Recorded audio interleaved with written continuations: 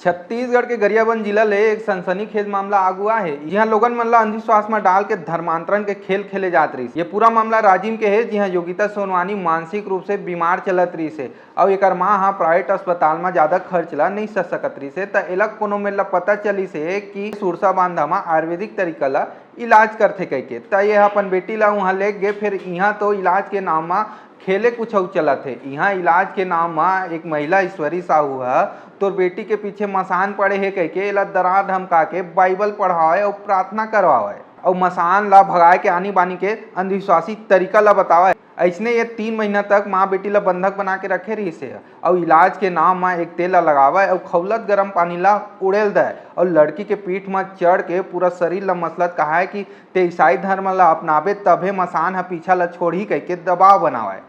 और उसने ये हर रोज पीठ में चढ़ के बेचारी के पसली ला तोड़ दी से जेकर ले ओकर मौत हो गए। जेकर बाद राजिम थाना में एक शिकायत दर्ज कराए गई और पोस्टमार्टम के बाद 100 ला परिजन मन ला सौंप दे है। तो देखा तो हमारी वैष्णव अंधविश्वास के चक्कर में झन पड़ू काबर की ही अंधविश्वास के सहारा में कई जन ढोंगी मन अपन दुकान ला चलावत है। तो सतर्क रहा और सुरक्षित रहा और देखा तो हमारे चैनल ठिया छत्तीसगढ़।